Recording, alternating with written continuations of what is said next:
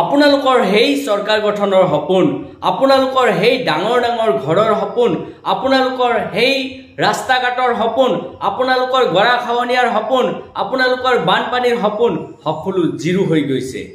অসমীয়া দেখাৰ কথা আছে, কথাত কটা যায়, কথাত বটা পায়। হয়তো আপোনালোকৰ বহুতৰে সঁচা কথা ক'লেও খং উঠি যায়। তো মই আপোনালোকক কেইটামান প্ৰশ্ন আজি সুধিম আৰু সেই প্ৰশ্নকেইটাৰ পোনে পোনে এনসাৰ দিব লাগিব, নহলে গোটেই ভিডিঅ'খিনি চাব লাগিব, নহলে আপোনালোকে এটা শ্বেয়াৰ মাৰিব লাগিব। সৰ্বপ্ৰথম প্ৰশ্নটো হৈছে যে গোটেই ভাৰতবৰ্ষৰ ভিতৰত আটাইতকৈ বেছি ভোট পাই কোনজন এমপি জিকিছে। দ্বিতীয় প্ৰশ্নটো হৈছে যে আমাৰ মন্দিয়া সমষ্টি, চেঙা সমষ্টি এইবোৰ ধুবুৰী লোকসভাৰ অন্তৰ্ভুক্ত হয় নে নহয়। তৃতীয় প্ৰশ্নটো হৈছে যে আপোনালোকে নতুনকৈ নিৰ্বাচিত হোৱা এমপি জনৰ ফটো কোনোবা সোশ্যাল মিডিয়াত দেখা পাইছে নেকি? এই যিখিনি বানপানী চলি আছে আপোনালোকে দেখা পাইছে মোৰ স্ক্ৰীনত। এই বানপানীৰ সময়ত আজি ভাৰতবৰ্ষৰ ভিতৰত যিজন নেতাই আটাইতকৈ বেছি ভোট পাইছে সেই নেতাজনৰ ছবি আমি ক'ৰবাত দেখা পাইছোনে? এটাই এনসাৰ হ'ব, নাই দেখা। আপোনালোকে নিশ্চয় আশা কৰিছিল যে আমি জিকাই দিয়াৰ পিছত তেখেতে আমাক এখন বিল্ডিং বনাই দিব, আমাৰ ৰাস্তা ঘাট সম্পূৰ্ণ পকী কৰি দিব, আমাৰ গৰাখহনীয়া সমস্যা সমাধান কৰি দিব, আমাৰ মাটিৰ পট্টা দিব, আমাৰ যি যি সমস্যা আছে গোটেই সমস্যাখিনি সমাধান কৰাৰ পিছত আমাৰ পকেটত 1 লাখ কোটি টকা সোমাই দিব। হে ধুবুৰীৰ দুৰ্ভগীয়া বাসিন্দাসকল, আজি আপোনালোকলৈ মোৰ বিনম্ৰ আহ্বান, আপোনালোকে এবাৰ হ'লেও মনত কৰক সেই অখিল উৰিয়ে আজি কলৈ গুচি গ'ল।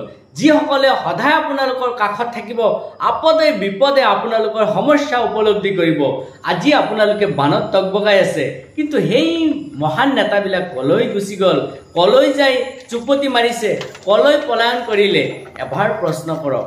মই আৰু এটা প্ৰশ্ন আপোনালোকলৈ কৰিব বিচাৰো যে আমাৰ লয়াৰ অসমৰ কাৰণে সকলোৰে সপোন স্বৰূপ এটা হাইৱে আছে, যি হাইৱে ধুবুৰীৰ পৰা আমি গুৱাহাটীলৈ পোনে পোনে যাব পাৰোঁ।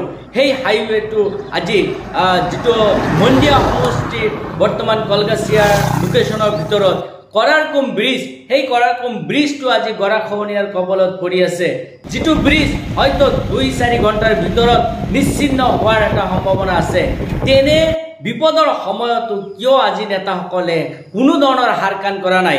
আজি তাতে কেৱল মাত্ৰ AIUDF দলৰ এজন বিধায়ক ডক্টৰ হাফিজ ৰফিকুল ইছলামে তাতে মাত মাতি আছে, তাতে বিভিন্ন বিভাগীয় কৰ্তৃপক্ষৰ লগত যোগাযোগ কৰি আছে আৰু তৎকালীনভাৱে কিছুমান জিঅ' বেগ তাতে পেলাই সেই গৰাখহনীয়া ৰোধ কৰাৰ কাৰণে চেষ্টা কৰা হৈছে। কিন্তু আপোনালোকৰ আমাৰ সেই প্ৰিয় নেতাজন কিয় তাতে আজিলৈকে উপস্থিত হ'ব পৰা নাই? কিয় এটা ফোন কলৰ জৰিয়তে সেই সমস্যা সম্পৰ্কে মানুহ বিভাগীয় কৰ্তৃপক্ষক অৱগত কৰাব পৰা নাই? এয়াই কি আমাৰ আশা আছিল নেকি? এয়াই কি আমাৰ সপোন আছিল নেকি? আমি দেখা পাইছো চেঙা সমষ্টিত আশ্ৰাফুল নামৰ MLA জন যিদৰে পৰিশ্ৰম কৰি আছে, আপোনালোকে নিশ্চয় স্ক্ৰীনত দেখা পাইছে। তেওঁ প্ৰত্যেকটো মুহূৰ্তত জনসাধাৰণৰ কাষত যাই থিয় দিছে আৰু থিয় দি যিমান দূৰ পাৰিছে নিজৰ পকেটৰ পৰা তেওঁ অনুদান দি মানুহখিনিক অলপ হ'লেও সাহস যোগোৱাৰ ব্যৱস্থা কৰিছে। কিন্তু আমাৰ সেই বাকা বাকা নেতাবিলাক আজি ক'ত যাই চুপতি মাৰিছে, ক'ত যাই পলায়ন কৰিছে? এয়া দুৰ্ভাগ্যজনক কথা। এয়া আমাৰ ধুবুৰী লোকসভাৰ যিসকল বাসিন্দা আছে তেওঁলোকৰ কাৰণে এটা লজ্জাজনক কথা হৈ পৰিছে। আপোনালোকে নিশ্চয় দেখা পাইছে যে ধুবুৰী লোকসভাৰ চুকে কোণে আজি বানপানীয়ে মানুহবিলাকক ঝুৰুলা কৰি পেলাইছে। তেওঁলোকৰ বিভিন্ন অৰ্থনৈতিক ক্ষেত্ৰত লোকচান হৈছে, ঘৰ দুৱাৰ লোকচান হৈছে, ৰাস্তা ঘাটৰ লোকচান হৈছে, তেওঁলোকৰ হৈছে। এয়াই হৈছে তেওঁলোকৰ চৰিত্ৰ, এয়াই হৈছে তেওঁলোকৰ আদৰ্শ, এয়াই হৈছে তেওঁলোকৰ ভৱিষ্যত নিৰ্মাণ কৰাৰ সপোন।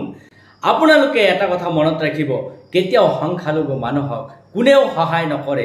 যদি আপোনালোকে আপোনালোকৰ ভৰিত থিয় দিব নোৱাৰে তেতিয়াহ'লে সকলোৱে আপোনালোকক ইউজ কৰিব, ব্যৱহাৰ কৰিব। আমি সদায় স্বনিৰ্ভৰশীল হ'ব লাগে, সেল্ফ ডিপেণ্ডেণ্ট হ'ব লাগে। আমি কেতিয়াও আনৰ ওপৰত নিৰ্ভৰ কৰি চলাটো উচিত নহয়।